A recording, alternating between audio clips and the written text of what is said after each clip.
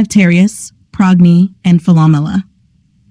Tereus, king of Thrace, marries Progne, the daughter of Pandion, king of Athens. However, he falls in love with her sister, Philomela. He ravishes Philomela, cuts out her tongue to prevent her from revealing the crime, and imprisons her in a remote forest stronghold. Despite her plight, Philomela finds a way to inform her sister of her misfortunes by weaving her story into a piece of cloth and sending it to Progne through one of her keepers. Neighboring princes and cities, including Argos, Sparta, Pelopian Mycenae, Calydon, not yet despised by stern Artemis, fierce Orchomenus, Corinth, renowned for its brass, fertile Messene, Patrae, humble Cleone, Neleon Pylos, and Trozen, not yet named after Pythias, gathered to console Pelops. They came from cities enclosed by the isthmus between the two seas, and those visible from the isthmus. Who could have believed it? Only Athens was absent, prevented by a war as barbarous troops, arriving by sea, threatened the Mopsopian walls.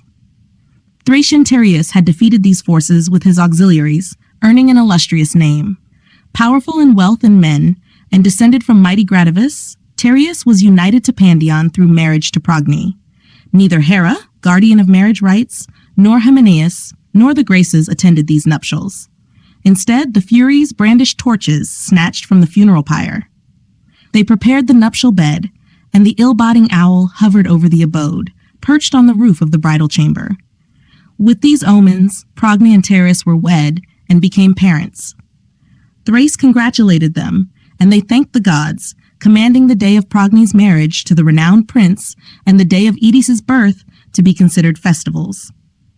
Little did they know their true interests were hidden from them. 5 autumns had passed when Progne, in gentle tones, said to her husband, "If I have any influence with you, either send me to see my sister or let my sister come here. Promise your father-in-law that she will return soon. You will be as good as a mighty god to me if you allow me to see my sister." He promptly ordered ships to be launched, and with sails and oars, he sailed into the Cecropian harbor, landing on the shores of Piraeus. As soon as he had the opportunity to speak with his father-in-law and their hands met in greeting, their conversation began with ominous undertones. Tereus started to explain the purpose of his visit and his wife's request, promising a swift return for Philomela if she were sent. Suddenly, Philomela appeared, adorned in luxurious attire, her beauty surpassing that of nymphs and dryads adorned similarly. Tereus was inflamed upon seeing her, much like fire igniting beneath dry corn or grass. Her beauty alone was worthy of admiration, but his inherent lust, coupled with the lustfulness of his people, drove him further. He harbored desires to corrupt her attendants and nurse, to tempt her with lavish gifts, or even to seize her and secure her through warfare. His unbridled passion knew no bounds, and he impatiently pressed for Progne's request, using it to justify his own desires. Tears accompanied his pleas, as if they were also Progne's wishes. Oh, how much darkness lies within mortal hearts, for Tereus, through his villainy, was seen as affectionate, even praised for his crime. Similarly, Philomela desired the same thing, pleading with her father to visit her sister, even against her own safety. Tereus, seeing her, imagined embracing her beforehand, finding fuel for his passion in her kisses and embraces with her father. Each embrace made him wish he were the father, despite the impiousness of such thoughts. Finally, overcome by both their pleas, the father acquiesced. Philomela, unaware of the impending sorrow, rejoiced and thanked her father. As evening approached and Phoebus's chariot descended Olympus's track, a regal banquet was held, followed by sleep. Yet Tereus, though withdrawn, still burned with desire for Philomela, imagining her form and movements, feeding his own flames with restless anxiety. It was now daytime, and Pandion, grasping his son-in-law's right hand, prepared to depart. Tears burst forth as he entrusted his companion to Tereus's care. "My dear son-in-law," he said, "I commit her to you because affection compels me, and both my daughters desire it. Tereus, you also wish it. I implore you, by your honor, by the bond between us, and by the gods above, protect her as a father. Please send back the sweet comfort of my anxious old age as soon as possible. It's enough that her sister is so far away." He kissed his daughter and shed affectionate tears during his instructions. Then he demanded their right hands as a pledge of fidelity, joining them together. With mindful lips, he asked them to convey his greetings to his absent daughter and grandson. Finally, he uttered a tearful farewell, his sobs making speech difficult. Shuddering at ominous thoughts, he reluctantly let them go. As soon as Philomela boarded the painted ship, the sea churned with oars and the land receded. Tereus exclaimed, "I've achieved my goal, the object of my desire accompanies me." The barbarian rejoiced, barely containing his joy, never taking his eyes off her. Imagine a ravenous bird of Zeus, talons crooked, placing a hare in its lofty nest. The captive has no escape, the predator keeps watch. The voyage ended, and they stepped ashore on Tereus's land. He led Pandion's daughter to a secluded ancient woodland dwelling. There he locked her away, pale and trembling, fearing everything. She tearfully asked about her sister. Confessing his baseness, Tereus forced himself upon her, taking her as his bride. She called out to her father and sister, invoking the great gods. Trembling like a wounded lamb snatched from a hoary wolf's mouth, she felt far from safety. Her feathers soaked in her own blood, she resembled a dove trembling before ravening talons. But as consciousness returned, she tore her disheveled hair, lamenting and stretching out her arms. "Barbarous wretch," she cried. "Cruel monster. Have my father's tearful pleas, my sister's well-being, my virgin state, and the sanctity of marriage meant nothing to you? I am now the supplanter of my sister, you, the husband of both. This punishment was not my due. Why not end my life, so no more villainy remains unperpetrated by you? I wish you had done it before your criminal embraces. Then I might have a shade free from all wrongdoing. But if the gods above witness these deeds, if their majesty means anything, if all is not lost, you will answer for this. I will cast aside shame and declare your actions. Whether among the people or imprisoned in the woods, I will make my voice heard. Let heaven and any gods that exist bear witness." After the cruel tyrant was incensed by Philomela's words, he drew the sword from its sheath. Seizing her by the hair, he forced her arms behind her back and bound her in chains. Philomela, seeing the sword, hoped for death. With cruel precision, he cut out her tongue using pincers while she struggled and called on her father's name. The root of her tongue still quivers, lying faintly murmuring on the black earth, like a mangled snake's tail seeking its owner's feet. Shockingly, it is said that he later satisfied his lust with her mutilated body. Despite these heinous acts, Tereus has the audacity to return to Progne. When she asks about her sister, he feigns sorrow and spins a false tale of Philomela's death. His tears earn him credibility. Progne, adorned in black garments after tearing off her golden robes, erects an honorary tomb and offers expiation for an imaginary shade. She mourns a sister whose true fate is far more tragic. As the year completes its cycle, Apollo traverses the zodiac.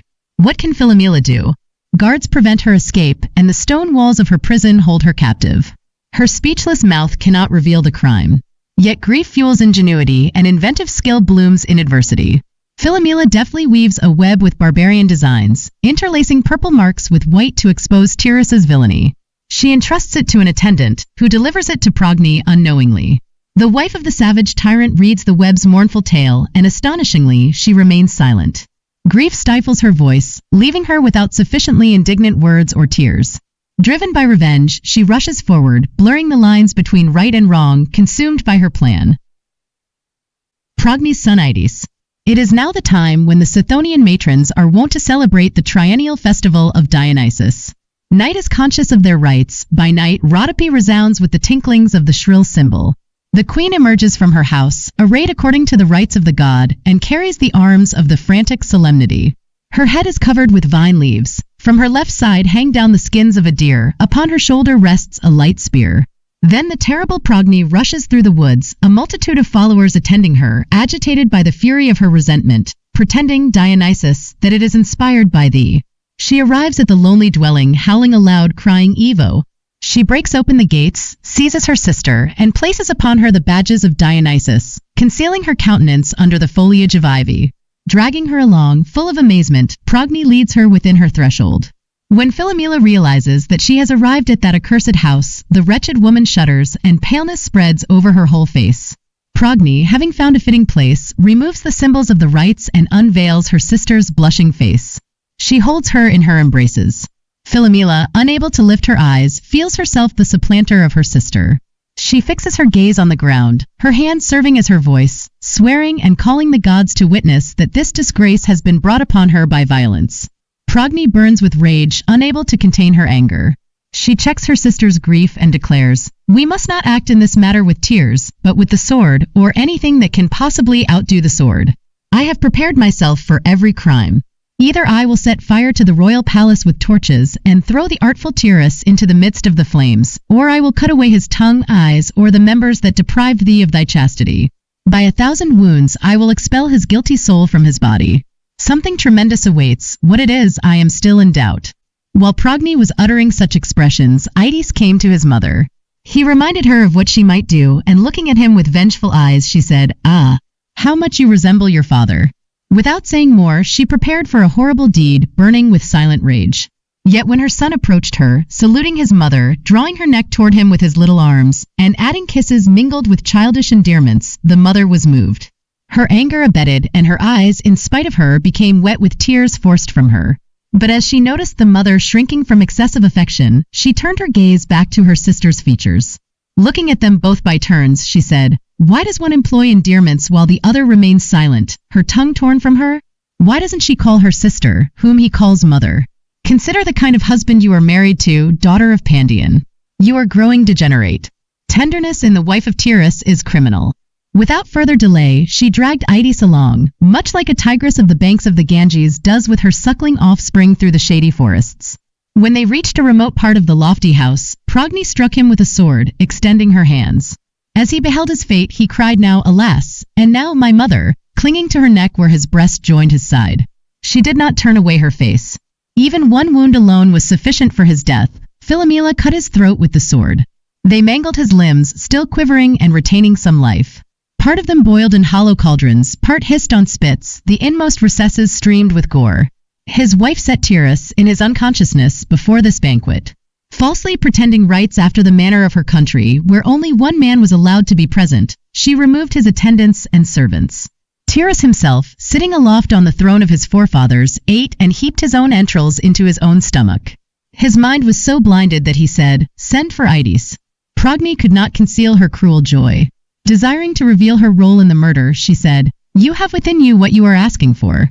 He looked around, inquiring where he was. As he called him again, Philomela sprang forth, her hair disordered by the infernal murder, and threw the bloody head of Ides in his father's face. Never had she longed more to be able to speak and testify her joy with deserved words. The Thracian pushed the table away with a loud cry, summoning the viperous sisters from the Stygian valley. At one moment he desired, if he could, to open his breast and discharge the horrid repast and half-digested entrails.